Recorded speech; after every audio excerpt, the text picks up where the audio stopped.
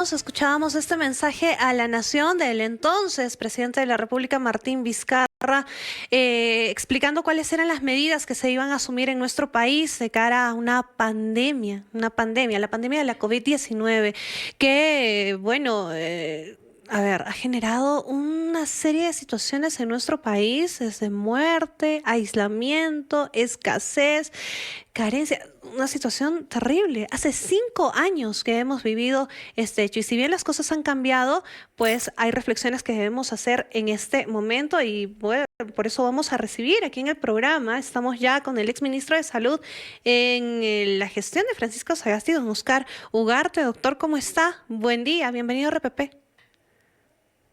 Muy buenos días, Noemí. Muchas gracias por la invitación y efectivamente recordando una situación tan crítica para el país como Sí. la que has descrito. Yo recuerdo muy bien que el momento en el que el expresidente Vizcarra daba este mensaje a la nación, en el que decía todos nos vamos a...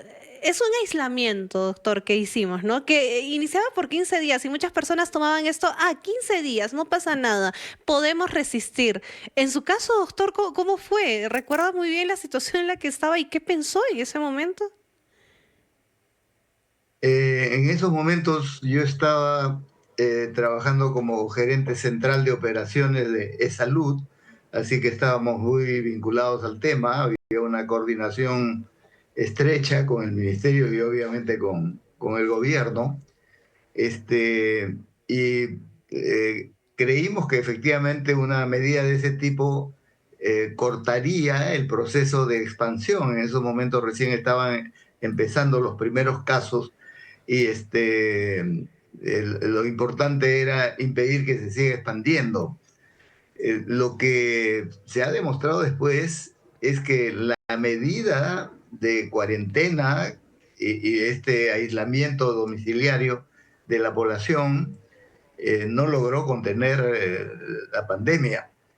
Y eso Ujú. tiene una explicación que rebasa largamente al sistema de salud, porque recordemos en ese momento, digamos, el empleo informal, es decir, el empleo no dependiente de una institución, de un centro de trabajo, era el 72%, luego ha crecido. Este, ¿Por qué es importante tomar en cuenta eso? Porque si bien la población podía soportar unos días en casa, el grueso de la población, que no dependía de un trabajo estable, sino que trabajaba el día a día para poder conseguir sus ingresos, no Ujú. soportó.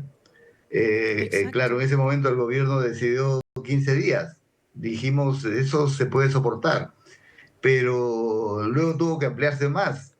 Y Sí. lo que se demostró es que la gran mayoría de la población no podía estar encerrada en sus casas porque tenía que salir a trabajar en el comercio informal, en el comercio ambulatorio, Claro. en los centros comerciales donde trabaja pues la gente.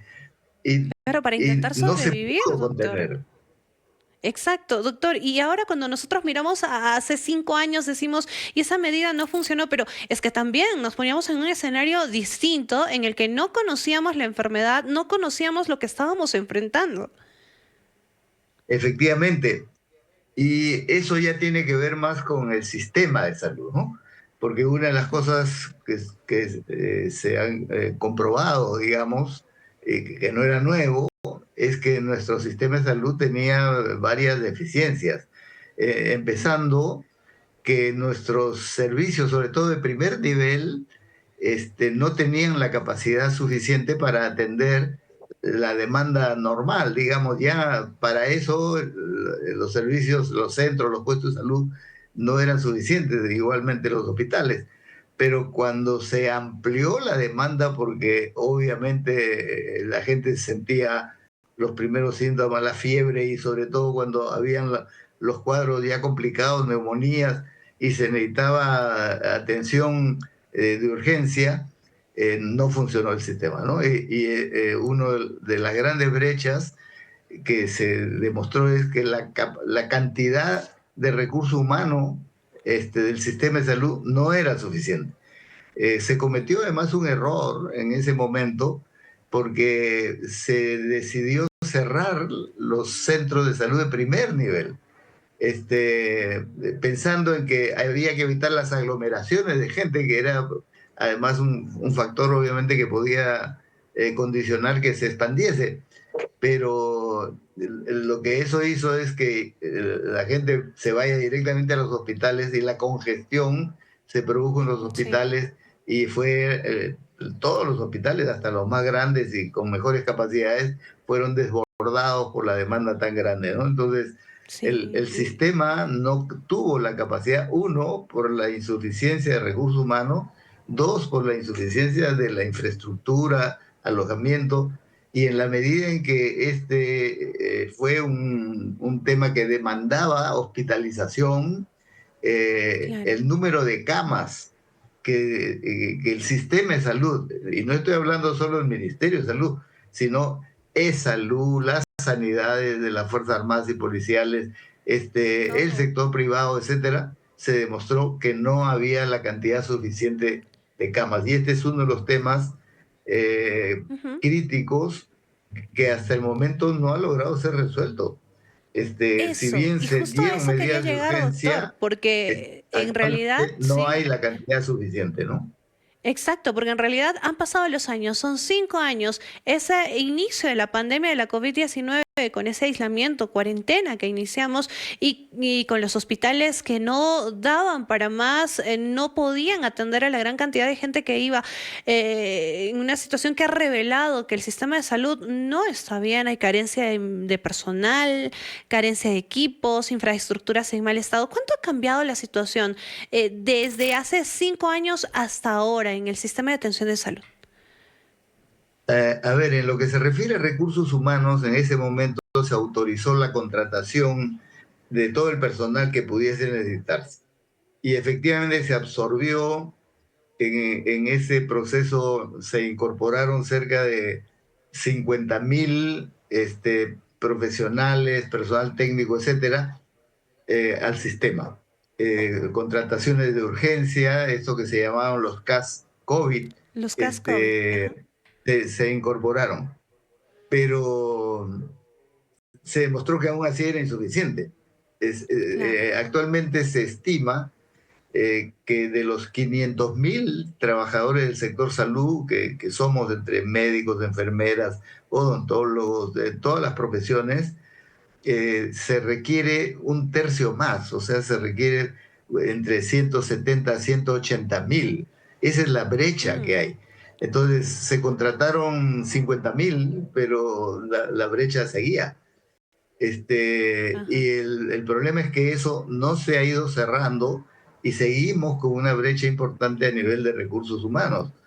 Y a nivel de la infraestructura, el equipamiento, por ejemplo, la cantidad de camas, también se mostró que había una insuficiencia muy grande. De acuerdo a los estándares, países como el nuestro deberían tener 2.5 camas por cada 1.000 habitantes. Eso Y no las significa que tenemos. deberíamos tener 80.000 camas en el sistema, Y no pero existe. tenemos la mitad. Y en eso Doctor, no se ha ampliado de manera claro. suficiente. Entonces, tanto a nivel de recursos humanos como a nivel de infraestructura, tenemos dificultades. En ese momento se hizo ampliaciones, se hizo hospitales transitorios, etcétera, pero luego se han desmontado. Claro. Este, Eso, y hemos doctor, regresado en a una todo caso, situación muy parecida a la que había claro, previa a la pandemia, y ese es uno de los grandes retos del sistema. Incluso, por ejemplo, como todos sabemos, había déficit de oxígeno. Bueno, claro. a continuación se compraron plantas de oxígeno. A mí me correspondió ya ser ministro al año siguiente, digamos, en el segundo año de la pandemia, y se compraron más o menos 450 plantas de oxígeno. El problema Claro. es que no se les ha seguido dando mantenimiento y gran parte de ellas Claro. no funcionan. Entonces, tenemos una debilidad que debería ser prioridad de las autoridades de salud para mantener una capacidad suficiente, como digo, a nivel de recursos humanos, a Claro. nivel de infraestructura, Doctor, en particular en todo número de caso, camas, doctor, medicamentos, etcétera. si hacemos un balance y una comparación de hace 5 años con ahora, no hemos avanzado mucho. Prácticamente nos hemos quedado estancados. Claro, una de las cosas que indudablemente sí se logró hacer el año 2021, pero ya Ujú, con la presencia del presidente Sagasti, fue la vacunación, ¿no?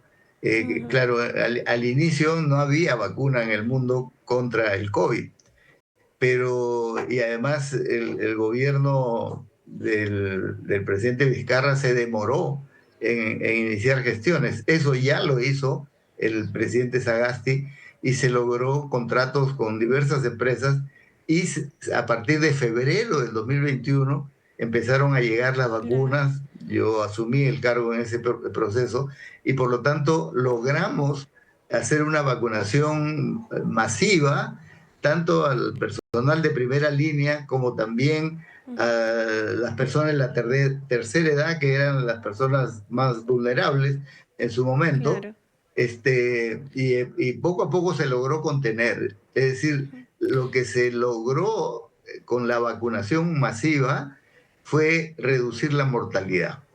Que claro. ha sido uno de los Hemos, graves problemas que nos han eh, azotado, ¿no es cierto? Más de claro, 200.000 personas fallecieron, lamentablemente, sí, pero cuando se empezó a vacunar, eso bajó drásticamente. Las vacunas, como sabemos, claro, no necesariamente impiden el contagio, pero sí hacen que el claro. cuadro clínico sea leve y por lo tanto que no haya las Ujú, complicaciones como durante todo el primer año y la mortalidad claro. que tanto ha Habíamos golpeado avanzado al país. mucho, doctor, durante la pandemia porque se destinaron recursos para el sector salud, pero ahora que terminó la pandemia nuevamente hemos vuelto a lo mismo, con esas mismas carencias, con esas mismas brechas que tenemos en el sector salud y que bueno, algo para cerrar, chiquitito nada más, doctor, ¿hemos aprendido algo de la pandemia? En todo caso, si nuevamente después de ese avance hemos vuelto a retroceder.